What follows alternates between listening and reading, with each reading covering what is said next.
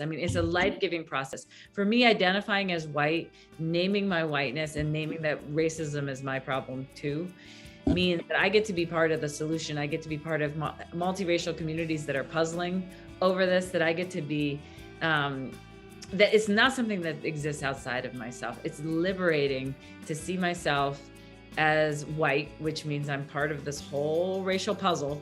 And there's something that I need to do about it.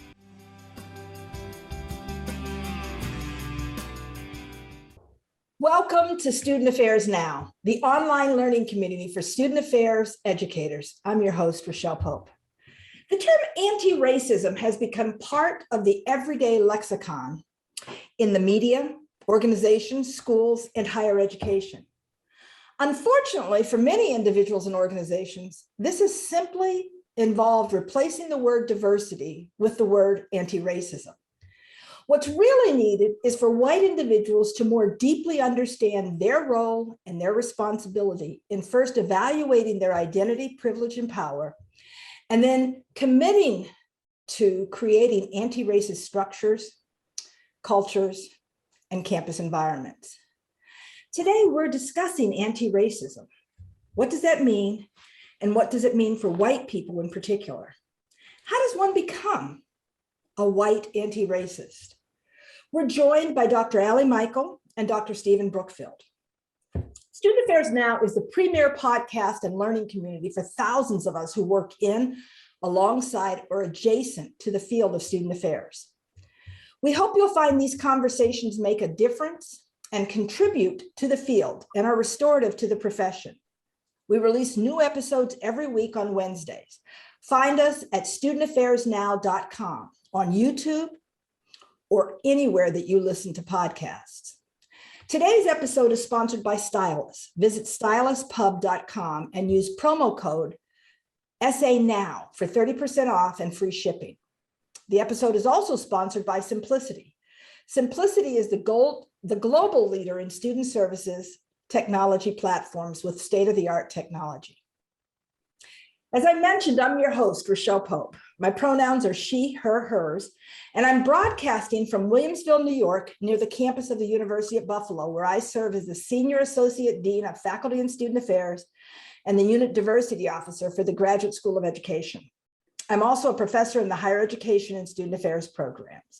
And UB, University of Buffalo, is situated on the unceded ancestral homeland of the Haudenosaunee people. Alan and Stephen, thank you for joining me today for this episode, and welcome to the podcast. I am so excited to have you here. Can you begin by telling our audience about you, your current role, how you're related to campuses, and a bit about your pathways to the work to your work now and your journey to becoming anti-racist? Allie, how about if you start us off? Thanks, Rochelle. Yeah, it's so good to be here with you and with you, Stephen. I am the co-director of the Race Institute for K-12 educators, and my pronouns are she, her. I live on the land of the Lenape people here right outside of Philadelphia.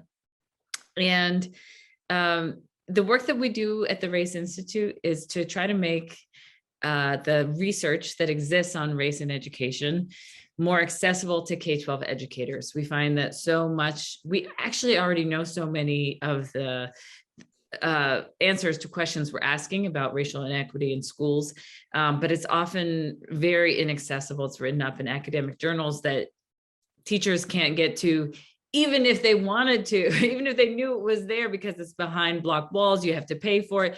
But even once you get there, it's often not directly connected to the daily work of educators in the classroom. So the work I do is to try to make that research accessible to educators, not just to put it in their hands, but to create workshops in which teachers are able to actually process the emotional impact of learning about race and racism in their classrooms, where they might not even think that it's there, and then overcome some of their own internal resistance to doing something about it.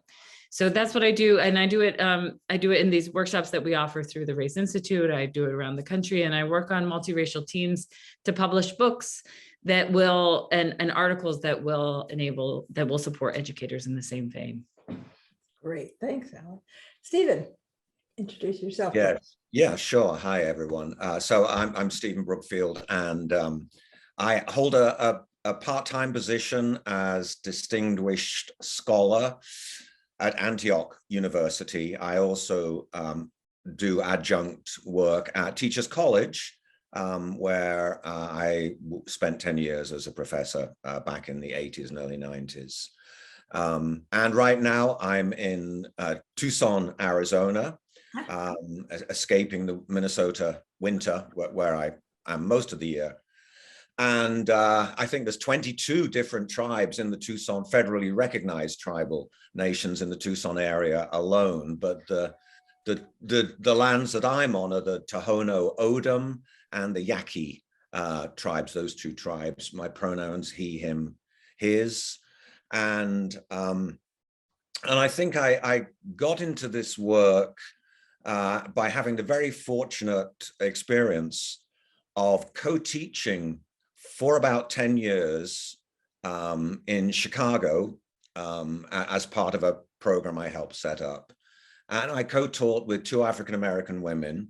One was an Afrocentric theorist, Scipio Colin Jr. III, and the other was a critical race theorist, the late Elizabeth Peterson. And that was just an invaluable experience for me. It was a real gift. It definitely heightened my awareness of what my own white racial identity meant.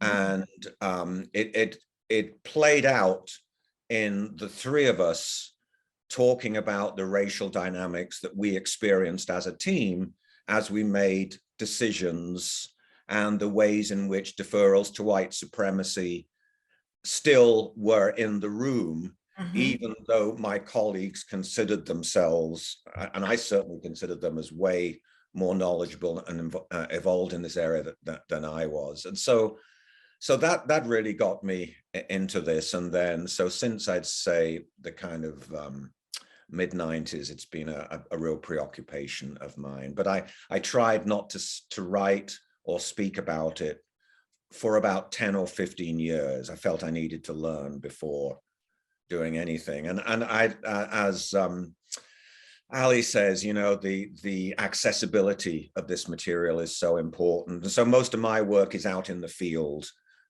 working with colleges and universities, but also corporations. I got something with the military later this week. You know, all different kinds of organizations, predominantly white ones, trying to figure out, how do you get people to understand what it means to be in a predominantly white organization, the white supremacy that lies behind that, as the idea, and the practices that it enables, and just what it means to have a white identity. So working through that practical dynamic is something that I find endlessly fascinating and frustrating at the same time. Sure. Well, you know, it's so funny to me to have you both introduce yourselves, first of all, because both of your names are so well known in higher education settings and K-12 settings, and in the world, you know, your books and how you've really influenced so many, me included. So I really appreciate you doing that. And then just getting those glimpses of you and how you get to where you are, which sort of leads me into this next question. Stephen, when I read your book, you talked about, you speak so much about the importance of stories and of our learning and sharing these stories. And Ali, having heard you speak and looking at your materials as well, stories about this journey of how you came to where you are in looking at being white, talking about this white identity, and talking about being anti-racist. And I was wondering if you could share with our listeners your own story about learning and unlearning racism, why it's important for white people, especially, to understand this journey as they strive to be anti-racist. I'm going to ask you to start off again, Ali. So I think this is a great question. You know, I talk and write a lot about whiteness today and about race and about racism. I'm a co-editor of this book, The Guide for White Women Who Teach Black Boys. And I always think like the things I say, like the words I just said in that last sentence are words I could not have said when my first year in college, going into college. I came from an almost all white community. It was 99.8% white when I lived there. And we never talked about race. And it wasn't until I got to college and I was asked to be in a class. I wasn't asked to be in it. I mean, it was required. This was a required course, but it was a class where we had to talk about race and racism. We had to talk about whiteness, white people. I remember somebody saying white savior mentality and thinking, I think they might be talking about me, but I'm not sure. I'm not sure what they're talking about, but I think it might be about me. And it was in that class that I realized how bad I am at talking about race. And I remember going home to talk about it with my parents and having them say, we don't talk about, we are colorblind, that we're not supposed to talk about this. Nice people don't talk about race. And so it wasn't until I was forced to do it, and then I was reflecting on it with the people who socialized me, that I realized I was actually socialized not to talk about race. And when somebody asked me that year in that class, what is your racial story? I remember just bumbling and fumbling over my answer, because in my mind I was thinking, what would it be? Like, white people don't have racial stories, do we? Like, what? We didn't use the N-word. So is there any other racial story a white person could have? And what I've realized since then is like, the fact that we didn't talk about race is part of my racial story as a white person. I was socialized to be colorblind, to see talking about race as rude, as that something racists do. I was socialized to believe racism was something that existed, that bothers and bugs and hurts people of color. But that has, as long as I'm not doing it, has nothing to do with me. I was raised to believe, and not by my parents, by my whole society, that I lived in an integrated community, because there were a couple people of color in my community and we all lived together. So segregation itself was a stereotype I had, that, that it would look like the Jim Crow South. It would look like signs that sit over water fountains. The fact that we were almost 100% white, living 10 miles away from a community that was almost 100% Black, was not enough to help me see that we actually were segregated, because it didn't look like what my image of a segregated community looks like. And so it was in the course of that first year where I started to, I was just on the edge of seeing these things. What I was in touch with as a freshman was my extreme discomfort in conversations about race, the lack of knowledge that I had, the fact that I heard peers of color talking about experiences of racism they had in their lifetimes that I thought were like, I considered like historical relics. I didn't imagine that people my age were having these experiences. And it wasn't until I think 10 years later that I could start to summarize these things like I just have, in terms of being racial messages. Because at the time, I just thought a racial message is when someone teaches you to hate based on race. And I couldn't see all the other aspects of the racial messaging that I got. And so that was kind of the beginning of my path, was this course requirement. And during that class, I started to kind of come out of my shell a little bit and try to say things. And I found that the more I talked, the more I became more comfortable with the conversation. And I'd say stuff, and it wasn't always right, and it wasn't always pretty, but the more I talked, the more comfortable I got with making mistakes, with having this conversation, with saying words like white and Black that I had literally been taught not to say. So it was almost, it was like I was going to class every day and breaking these rules that I had internalized about how to be a good person. And realizing that actually what happened when I broke those rules was I I found greater freedom, greater facility. I was able to hear more of the truth from the people around me.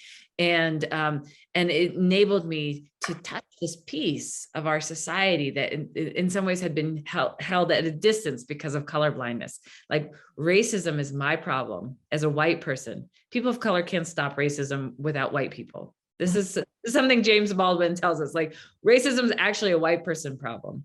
Just like women can't stop sexism without men. It's not their problem. You know, cisgender folks are needed to fight transphobia. Trans people can't fight transphobia by themselves. It's not their problem. So seeing like racism as a white person problem, and then my lifelong inquiry over the last 25 years since that time has been, all right, so this is my problem. So what do I do about it? How do I stay in my lane? Because as a white person, there's a lot I don't know about racism and can't know because I don't experience it the way people of color do. And yet there are a lot of ways that I'm in rooms with all white people, or I'm in spaces where I have to do something about it. And where people are going to listen to me differently. And so that's my ongoing inquiry. How is racism my problem? What can I do about it? Wow. How is racism my problem and what can I do about it? Two important questions for folks. And we can delve into so much that you said there, but I want to give Stephen first a chance to talk about his journey and what led him here. And then there's so much to talk about now. Yeah, I mean, I would say, first of all, that what Ali just did in terms of using narrative is so crucial in workshops. Just make that meta comment, or in conversations or in meetings around race, because if there is any sense that as a white person you're coming in with what you assume to be expertise, racial cognizance, and you're going to enlighten and bring others to your own point of evolution. If you give any sense of that, I think you're dead in the water, and people will justifiably feel resentful. And who the hell do you think you are? So and I've been in workshops as a participant where people have come in and have skipped the kind of autobiographical modeling that Ali was just doing. And it's an absolute disaster. You cannot not begin with story, which of course is a basic tenet of critical race theory. But it's just, I think, also as an adult educator, good adult educational practices. And as someone who studies leadership, it's a good leaderly behavior, beginning with your own narrative experience. And so much of what you say, Ali, applies to me. I think the biggest change from me has been moving from an intellectual understanding of this to an emotional comprehension of the rawness of the work, and that you can't do this, you can't initiate this conversation without the emotional tone just becoming much more uncertain, contentious, uncomfortable for many. And I think for many of us, when that emotional tone lurches over into anger, expressions of righteous anger, people crying, the level of voices going up. Many of us who are white, at least, well, I will speak for myself. I used to think, man, I've really lost the plot here. Let's take a break, reconvene until things have calmed down. It's also a very patriarchal thing, okay? Let's let things calm down, and then when you're calm, we can talk about this. You can't put up with, I get impatient with stuff.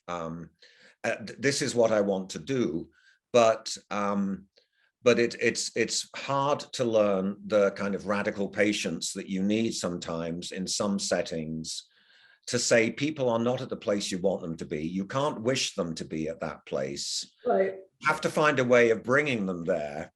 And I think the narrative modeling that Ali did and that you've encouraged, Rachel, is something that does get people there and that starts them off. And now, part of me still shrinks from an open display of emotions, because that's partly Englishness, where I was born and grew up. It's very much patriarchy. You know, if you we should not let women have access to the reins of power because they're likely to make emotional decisions. And then presenting men as emotionless, which is so crazy when you think about it. So anyway, I'm rambling now, but one of the things I have, maybe we'll get into intersectionality a little bit more later. I'm always trying to make connections between something like white supremacy and patriarchy as dominant ideologies, because I've grown up in a critical theory framework, and I'm more used to thinking systemically. It doesn't freak me out as much as it does some others. It's still difficult, but I have to understand that I'm one of a very small minority who thinks that way. So when I go out into rural Minnesota, I have to understand everybody is in a deeply individualistic paradigm, and it's very strange for me to come in to them. It's strange for me to come in and say, well, we're going to talk about what it means to be white. And even if I start with my own whiteness, my own story, and then have some digital testimony on it, it still goes a lot slower than I would like. And learning to acknowledge and live with that and not let it demoralize and frustrate me to the point of thinking I'm done. That's, I think, part of the learning that goes with this work is learning to accept that, you know, truth and awareness, they have their own rhythms, and you can't force someone to trust you. Then it's time for that thing to gestate. And I think being trustful of the person who's doing the work is an enormously important dynamic to consider. What does it mean for me to be trusted? Is that the same as me being liked, which I don't think it is? What does it mean to be authentic? When does use of narrative become performative and a display of how woke I am? So even doing something like I'm doing now has its own dangers, because it presents me as a fully evolved, racially cognizant person. And I'm not. I'm just struggling with, like most people, with my own learned white supremacy. That's the only thing I have experience of, is struggle. That's about all I could say. It's really interesting, some of the points that you got at, and I think that this speaks, this will also speak directly to our audience, that and it is one of the frustrations that folks of color, you know, and BIPOC folks experience, is that it becomes this intellectual exercise for so many, and they don't step out of that. You know, that it's not, well, right, you've read the books, you've got this, but there is a real component to this. And until you're willing to get inside and look at yourself and tell your story and recognize that you've worked, if you have, to move from here to there, and that there is still more to the journey, that whole cultural humility part that I heard in both of your conversations. Now, one thing I want to get back to is a little different, and I've heard you both speak about this in different ways. Right now, we are seeing legislation, we are seeing policies, and we're hearing lots of people bloviate about discomfort. You know, like we don't want to talk about these things in class because it's making white people uncomfortable. And so therefore, we shouldn't be talking about these things. We shouldn't talk about critical race theory. We shouldn't talk about racism because it makes white people uncomfortable. And yet, Allie, your story was so powerful about your discomfort in that class as a first-year student on college, and you know, in a class, and it was because of working through that discomfort and trying and talking about race when you've been taught not to talk about race, that made all the difference in terms of you now saying this is an important topic. And so if there hadn't been that discomfort, everything we know about how people learn, if there's not this discomfort, there's no reason to change. So I was, that was so powerful to me to hear in two different ways from both of you about this. One, it is going to be uncomfortable, how we can mitigate some of the discomfort, but how it's necessary to get to the next stages. Thoughts on that?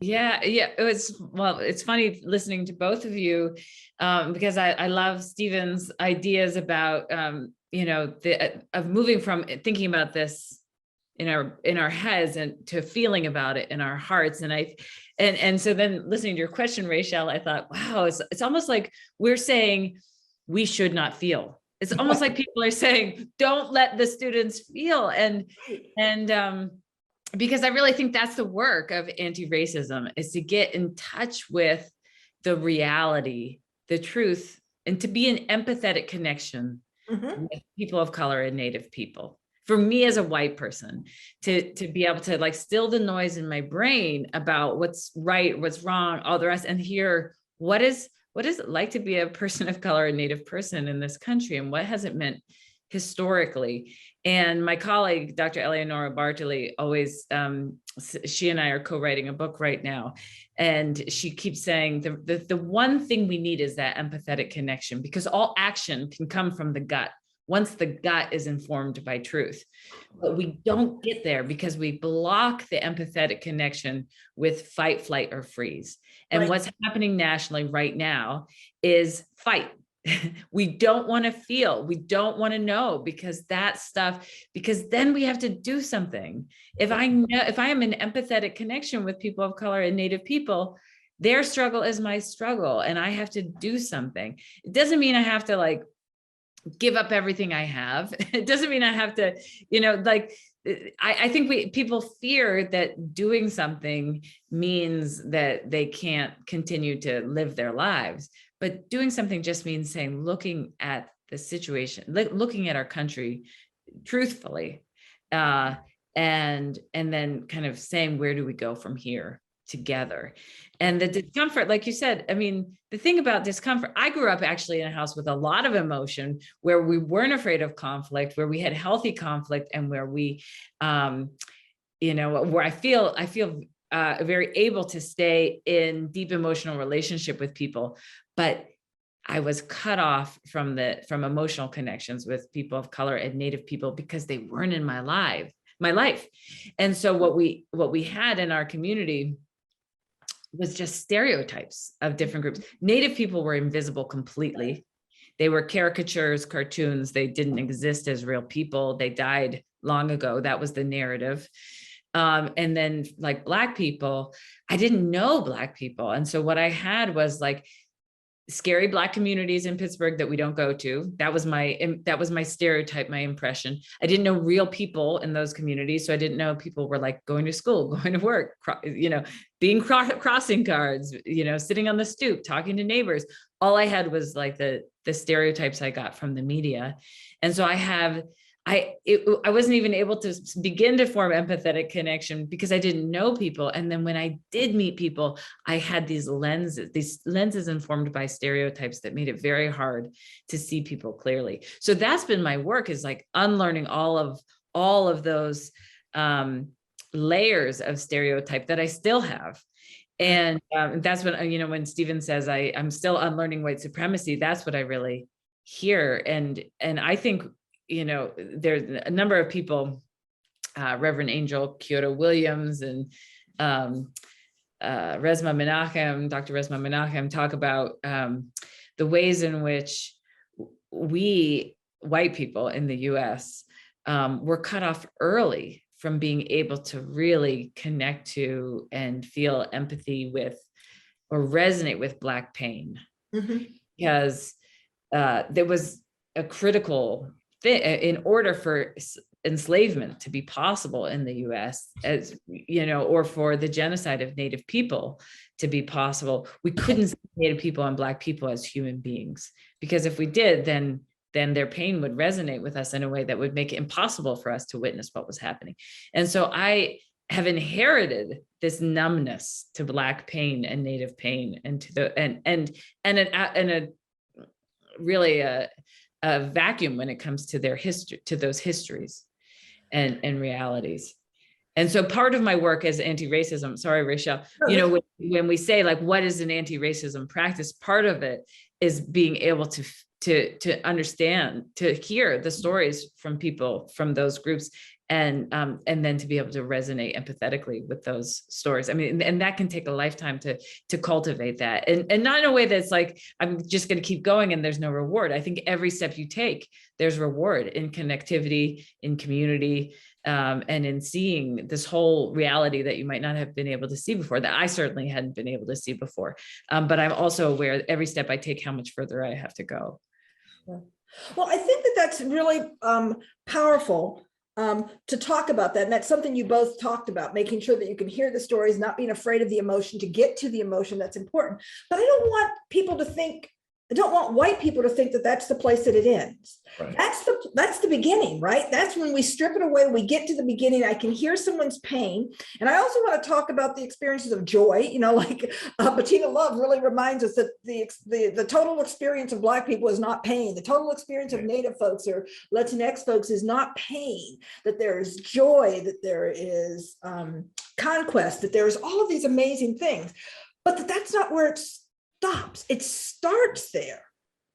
But then it's really moving to, how do we change structures? You know, like one of the things that I think about is that many white educators have supported this whole idea of anti-racism, but do little to challenge the structures and the ideologies of racism or any of the other areas of oppression.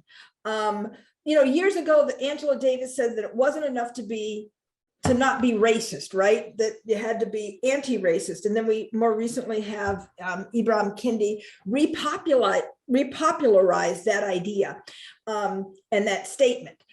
And so what I'm trying to figure out is, how do we help white people understand, get to the emotional reaction, but not leave that as the place to be, and not just keep looking for BIPOC folks to share their pain, but instead to say, here's my own pain now.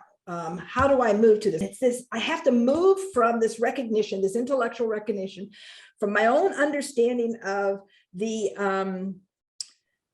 emotional reaction to all of this, to changing systems and structures. And I'm wondering where you think, how do we help people move from this intellectual understanding and then getting to the emotional connection to changing systems and structures as a white anti-racist? I'm wondering, Stephen, if you can start there for us. Sure. Yeah, I mean, as Ali and you were having that exchange, one of the things I was thinking is how on campus we are so soaked in Eurocentric epistemology. Right. And we don't name that very much, but it's you know, years ago in Teaching to Transgress, Bell Hooks talked about bourgeois decorum as the norm in meetings and advisement and classrooms and so on. And the privileging of solo scholarship, the privileging of text, the denial of all of personal narrative. Or, you know, we are just soaked in a system which makes it very hard to get to this point of acknowledging emotion. Right. And actually acknowledging emotion is derided as touchy-feely. Right. Or, you know, that's not really academic or rigorous, it's non-rigorous. So we're fighting a whole epistemology that's part of white supremacy here. So you know, it's tough to get to think through, all right, how do we get to taking action? But I think one thing that we do is listen to BIPOC communities. What is it that people say, those who in our heads we're trying in some way to be an ally or support to, which is very problematic in itself. Maybe we'll get to talking about that. But just listening to those voices on campus, how do they experience the campus, and centering that, but without making them go through testifying to all the traumatic stuff that's happened to them again and again and again, which is why I think digital narratives are for me a very important source here, instead of requiring my colleagues to testify yet again to the things that they've experienced here. But I do think that's where you start. But then you have to think of white-only spaces for this to happen, because in my experience, my students and my colleagues of color get so sick of hearing whites come to wokeness in front of them. And so if Ali and I kind of talk about our journeys, and that takes up the space, Right. our colleagues of color are thinking, well, what the hell is going on here? You know, it took you this long to realize this. So I'm always thinking about, all right, number one, let's work on white spaces. Let's name white supremacy as the problem, not diversity. Let's reframe DEI, as you were saying earlier, as racism and white supremacy. That's what we're getting to. So we have the testimony of the folks on campus. We have trying to name what we, what we're trying to do in terms of racism and white supremacy. And most institutions will say, we want to be anti-racist. Well, then you have to use that language and that mission and reframe it as that, well, that means we have to look at racism, not at an inclusion, but we have to look at racism, which is a system of exclusion. So you do all that. And then I think you start drilling down, particularly into the reward systems that are happening on campus. So what is it that we're rewarded for? If we are truly anti-racist, what does a good student affairs professional, what does it look like to be a good professional working in an anti-racist mode? Does it mean you've read Kendi? Well, no, that's good. Wouldn't want to say don't do that. But that's not really what it's about. It's trying to affect some change in the way that meetings are run within your unit. Do you institute an equity pause every time a major decision is made programmatically? Do you just say, all right, let's think about who's not in the room here? Do you get the president and the board of trustees to come out from their positions of senior leadership, particularly the governors or trustees who are always behind the scenes? We need them out publicly in front, modeling a conversation on, instead of having a convocation or state of the university address, let's have the trustees engage in a conversation about what it means to be white in my own life, how I've negotiated my whiteness and how I feel it has framed the way I take decisions and so on. You need to build networks with people across your own institution, because if you just do this work alone, you will be picked off and quietly removed, gaslit. So you need networks. You need to notice who is talking about this stuff at faculty meetings, at receptions, who seems to be gravitating towards certain kind of exhibits and so on. And then you need to build alliances, particularly outside the institution. And I've found that if alumni of color raise a question about how they experience the institution, that is incredibly powerful. So I'm always looking, all right, what is the external support we can get here to nudge change?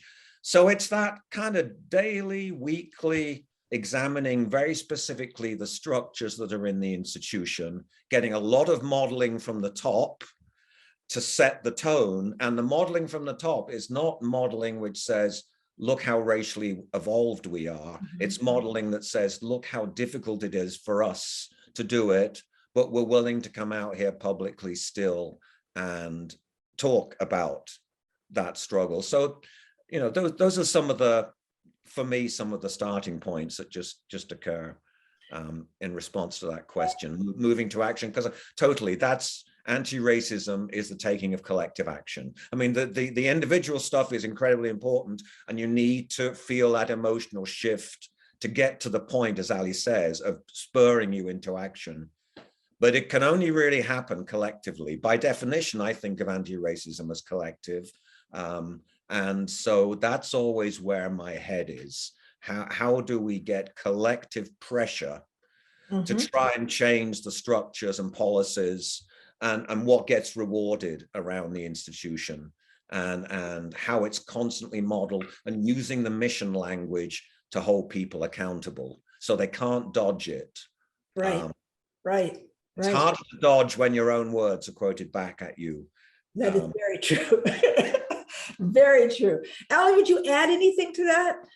Well, I love the image of collective anti-racism. I absolutely agree with that. And I think that, to take it back to something that we were talking about earlier, in terms of how can white people help other white people engage in anti-racist practice. And Stephen was saying, if you come in and you just try to start lecturing and say, what you're dead in the water. And when you start from a place of telling your story of racial humility, of what you know, bringing what you know, and also bringing what you don't know, you have a much better chance of helping people come along. And one of the things I think in terms of anti-racism is that for a long time, I had the misperception that what it meant was, if I'm anti-racist and this guy's racist, then my job is to take out this guy. And to just underscore what Stephen's saying about collective anti-racism, the way I think about it now is more like, if I'm anti-racist and this guy says something racist, my job is to approach this guy in a way that's going to support them to take the next step on their anti-racist journey. And I picture this path. It's like my job is to get as many white people to climb onto an anti-racist path and walk it for their lives. Like Stephen's saying, it's about week in, week out, changing the structures. And one of the things that happens with institutions is we take some anti-racist action and we start to think, we should be done now. Like, we did this. Why are we still having to do this? And the more you take anti-racist action, the more you get an institution that becomes closer to realizing all the deeply embedded ways that white supremacy exists there. And then then you see more that has to happen. And in some ways, the task becomes bigger the more action you take. And that doesn't mean you're doing it wrong. It means you're doing it right. But it's the reason why we have to be engaged in this as an ongoing practice. And so, this white guy over here, I mean, I don't mean to gender it, like this little guy, this little white person. If I shame them, or I, marginalize them, or I approach them in a way to say, I'm anti-racist, and so therefore you're the wrong one, then suddenly if I do that to enough people, then we have an institution where I'm the anti-racist white person. I'm the best one. I'm the good one. And I'm all alone. Right. And we do that to each other so much as white and people trying to be anti-racist, partly because we're still internalizing this notion that competition is the arbiter of what's good, rather than collective interdependence. And so what I think is that we need not just like one great anti-racist white person per institution. We need millions of white people to walk an anti-racist path for their entire lives, and to teach their children to do it, because it's going to take 8 generations to really root racism out of our systems. That's according to Dr. Menachem. So the way I want to approach other white people is also recognizing that if this person says something racist, and I can call them out, or whatever, or I can approach them, whatever it is, whatever happens, I know what they said is racist. They don't know it yet. We're both still very close to each other on a racial hierarchy in this system that benefits white people, a racial hierarchy that puts white people at the top and Black people and Native people at the bottom. And so every action I take, like anti-racism means chipping away at this racial hierarchy. And I can do that in my systems. And, it's funny. I mean, like, it feels like it's hard to change the system, but we all comprise the system. We all have a sphere of influence. We are the system in which we can change the system. But if I'm not changing the system, then this person next to me, like, we're both still benefiting from white supremacy. So it doesn't make sense for me to shame that person as if I'm not still benefiting. It might make me feel better temporarily, but in the long run, it's, changing the system is going to mean that person also working in their sphere of influence to change what they can change. And that's why it's not going to benefit anybody for me to be in competition with that person or to be shaming that person, but rather figuring out with that person, like, what is it you need to know to take your next step so that you can continue to walk an anti-racist path? Right. There are so many places there. And what we do is, it's really dismantling of a lot of different systems, right? It's dismantling this need for competition. when cooperation might get us further. When you talked about this one person and what our role is, like it's really interesting coming from a background of educators, we are these educators.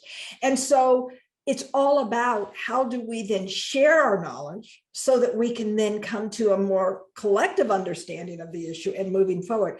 But I was struck by a conversation I had with Bettina Love. I'll bring her up again. And we were talking about that if we looked on a spectrum, that there are probably few truly anti-racist people. They've done all the work and they've been there, they still know they're growing. And let's say, I'm just going to give that a number. She didn't give it quite a number, but let's say that's 20%.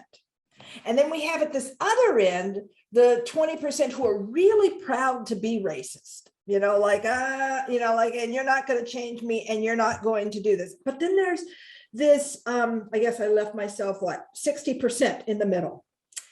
And she says we spend too much time focusing on that 20%, the 20% that we are not going to change. But this whole continuum now of this other 80%, this is who the person is that you're talking about bringing along. This is who you're talking about seeing them as you saw yourselves when you first came to this understanding and saying, I needed help to get here. I needed really important people challenging me. So that's one of those images that comes to me when we talk about how we then move. And then who knows, when you're outnumbered 80 to 20, at some point, there's going to be a few in that 20 who aren't all the way to the extreme. And so we can just keep pulling people in. The thing that you said, Stephen, that really stuck with me too, is you started naming the structures, because I listen to a lot of white people who say, I want to change the system, but they can't name the system for me. And so it is in who we hire, who we retain. It is in the curriculum and the pedagogy, how we do this. And those are the pieces. It's in who we reward. And you talked about that. Who gets tenure? Who determines what is rigor, right? Like this research that we do that goes into a journal that 5 of us read, and 3 of those 5 are your friends, right? And then there's all these other folks that don't, but there are people who are out there doing work in communities, who are out there doing work that some of these most rigorous journals won't publish around this stuff. And so we have to change how we reward in terms of tenure. We have to change the environment. What does the campus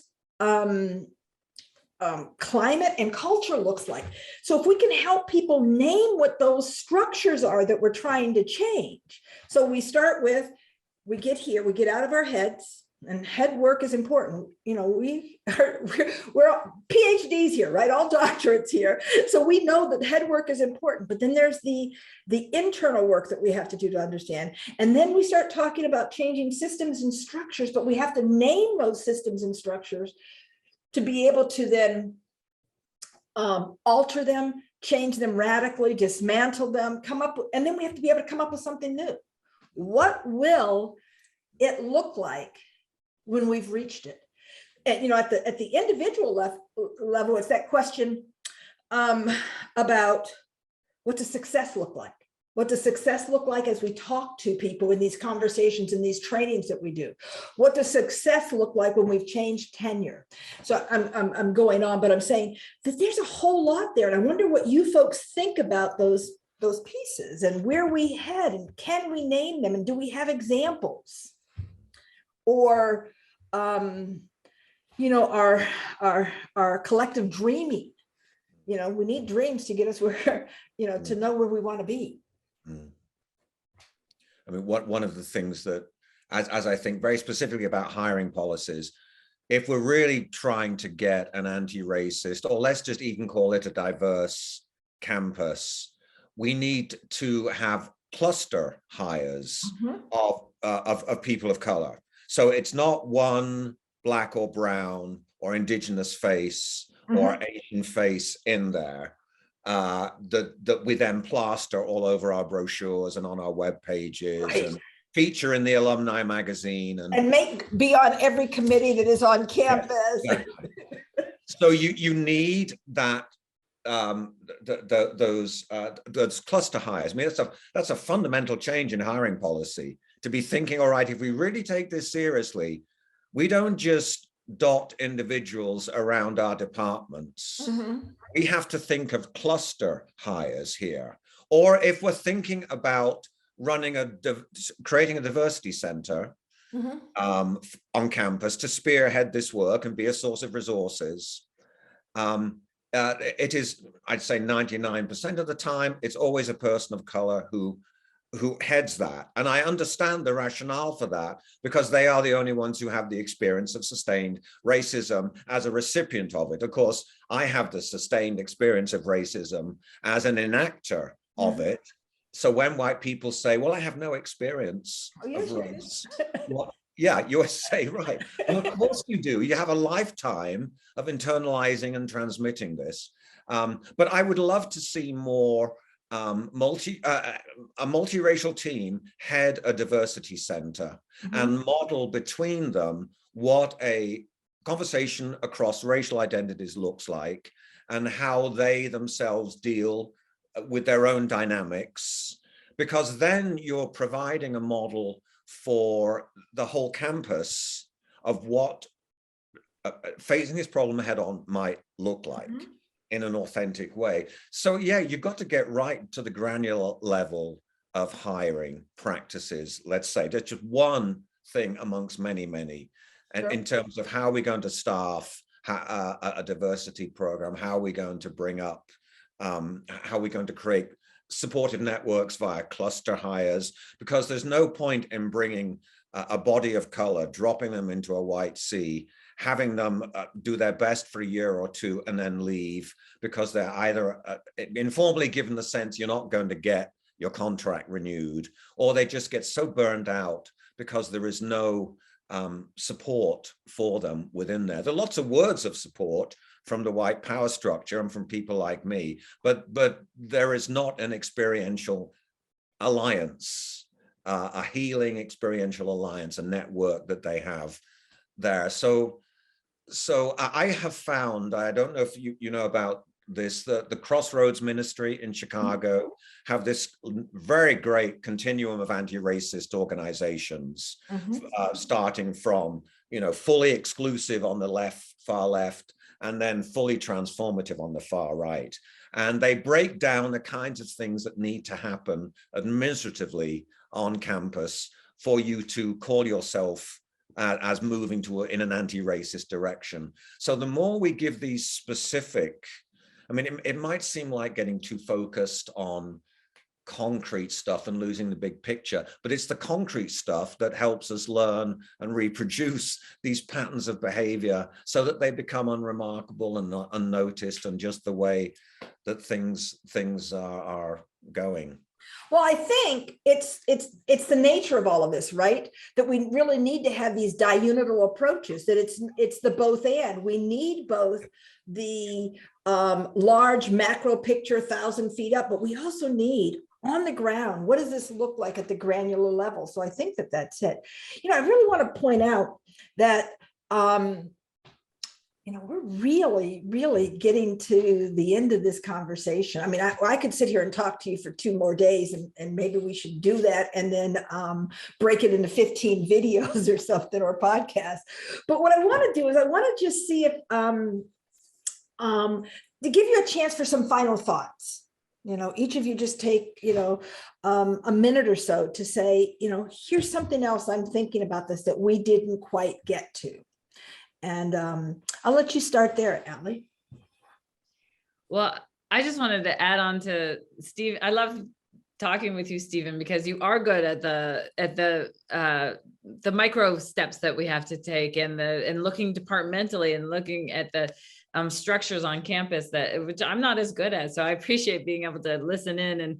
And when I think about success, I think about more broadly, I think it's a question to ask people. I think when you want to help people tap into the joy of what's possible, I think that's, envisioning what could be possible, healthy multiracial community, places where stereotype threat doesn't exist, where people can be their 3-dimensional selves, a beautiful constellation of identities where they don't feel like, well, I have to act this way because people are going to see me this way. And And then where we like really dig into the anti-Blackness in the content. And when we have psychology classes, we look at who even has shaped psychology historically. What are the main questions in psychology? We could do this in any field where we look at the ways in which, we in psychology, we ask questions like, well, what's wrong with Black people who want to escape slavery? That's the wrong question to be asking.